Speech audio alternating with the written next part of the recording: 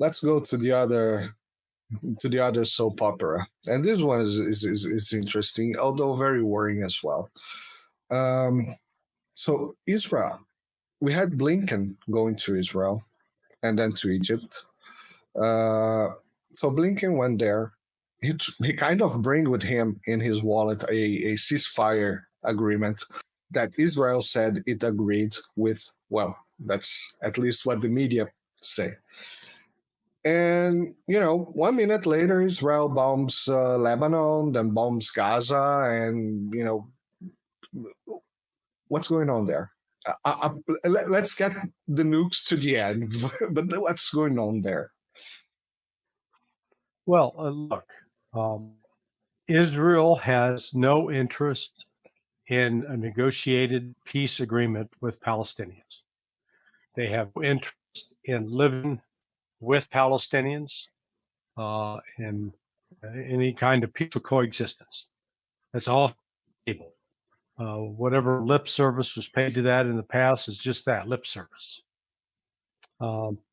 Israel is committed to destroying the Palestinian people and removing them from the lands that Israel considers its lands, from the river, from the Euphrates to the Mediterranean.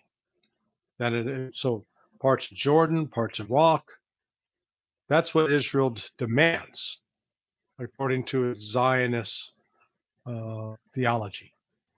Mm-hmm. And there's no room for compromise in that, none whatsoever. But Israel has painted itself into a corner. They're supposed to militarily crush them off. They've been unable to do so. They're killing a lot of Palestinians, but still it's approaching about 4%. They've killed maybe 4% of the population, which is a horrific loss, but it's 96%. Mm-hmm. And the ability of Israel to sustain this operation is in question. Let's put it this way: without the full support and continued support of the United States, Israel would be unable to continue this war. And in fact, countries like Turkey, Iraq, Saudi Arabia, Egypt would really be able to put some pressure on Israel to try to force some concessions out of them. But there's no room for concessions within the current Israeli mindset. They want to destroy the Palestinians. And so all of this, Blinken diplomacy, so-called, it's all political show. Mm-hmm. It's sort of the equivalent of the North Koreans sending hot air balloons to the south with bags hanging from them, and the bags are filled with feces,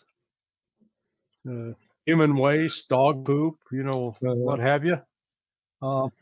Because all he's trying to do is get an agreement on paper that then he can take back, and the Joe Biden, who may not even remember he had a secretary, can say, "Oh, look at what great achievements we have to try to help the Democrats on the very eve of, while their convention's underway in Chicago."